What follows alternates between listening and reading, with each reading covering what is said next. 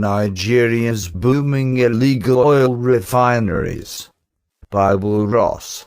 BBC News, Niger Delta. Will Ross got a rare look at an illegal oil refinery in Nigeria. Continue reading the main story. Nigeria's deadly Delta. Fuel scam.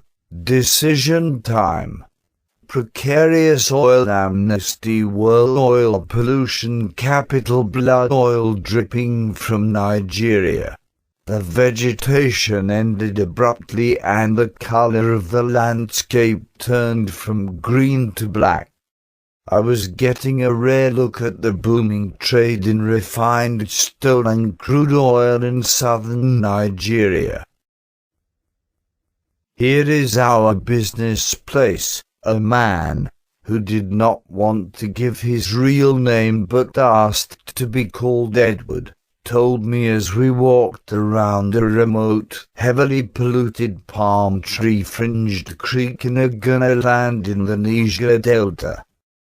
We use these to go and collect our natural resources, our crude oil, he said, pointing to a locally carved boat lying on its side.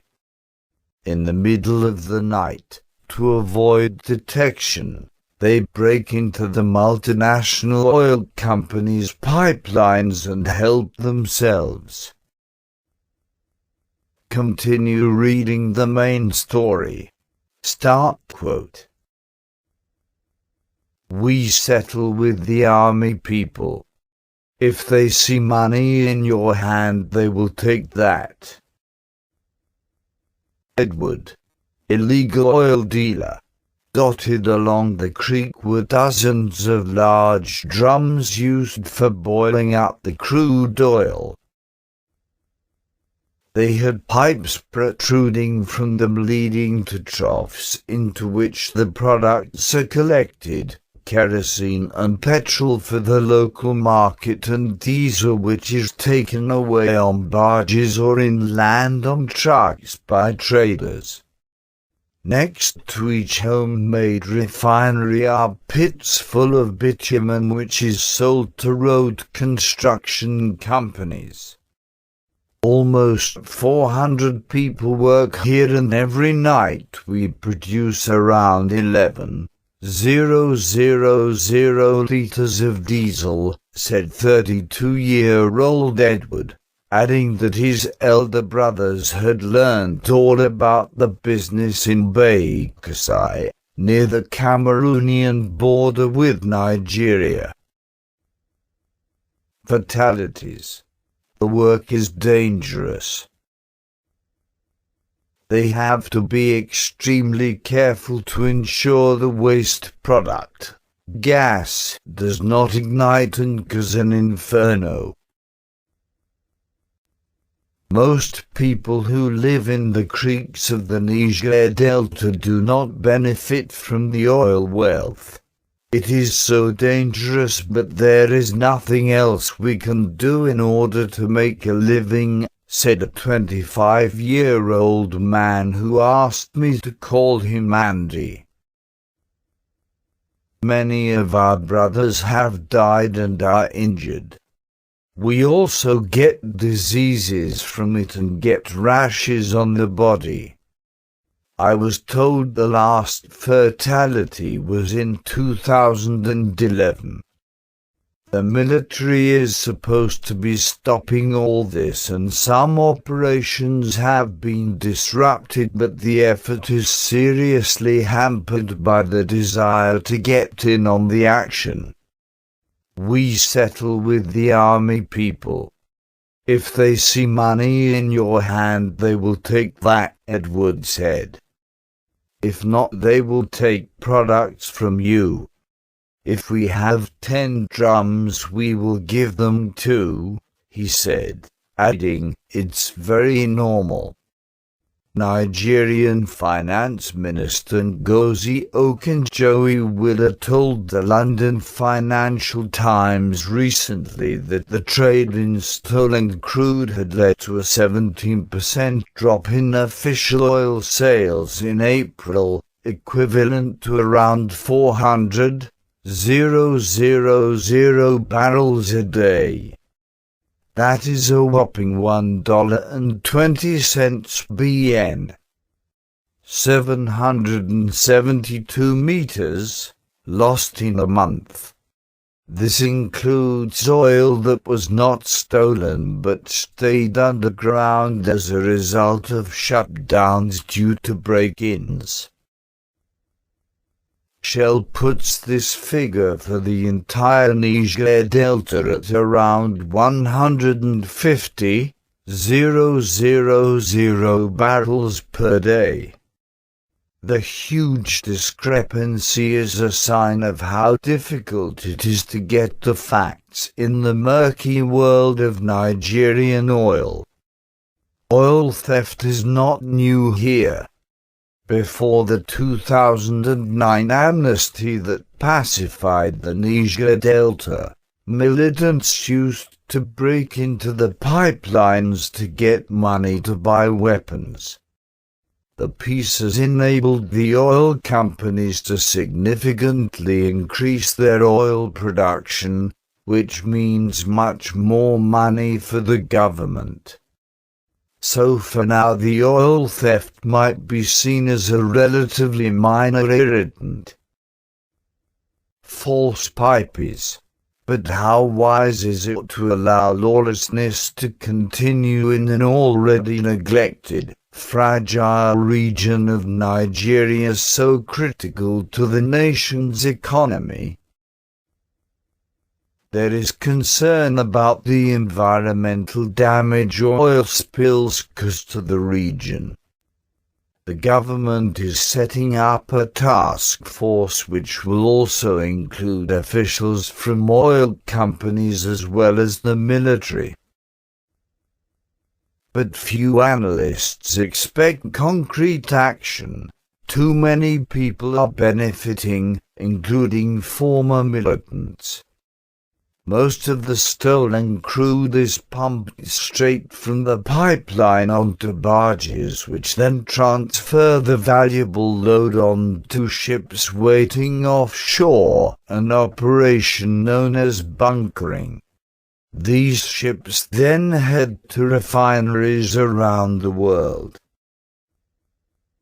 Continue reading the main story. Start quote.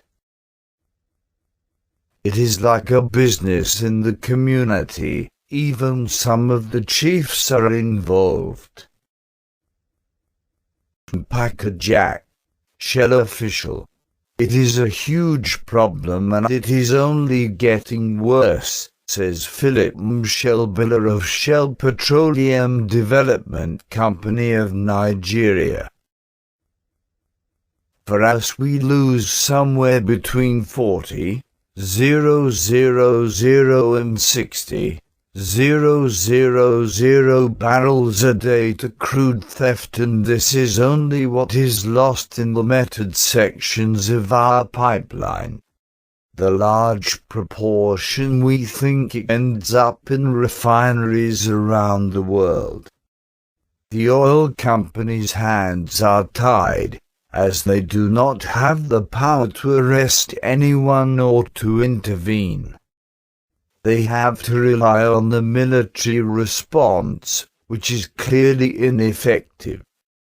It is widely believed that powerful politicians are also involved in the business. Shell says in an effort to stop the theft it is now constructing its new pipelines 4 meters underground and is covering them with a slab of concrete. It is also laying pipes within false pipes to make the work of the men with hacksaws harder. Quite brilliant. In addition to the impact on its profits, Shell is also keen to point out the environmental damage caused by the oil theft and illegal refining. From the air, the illegal refineries are more visible. This is an issue for which Shell itself has been lambasted following numerous well-publicized oil spills of its own. Last week, Nigeria's oil regulator proposed fining Shell $5 bn over a 40,000 barrel oil spill in the Atlantic Ocean last December. I flew with officials from Shell over some of the affected areas of the Niger Delta.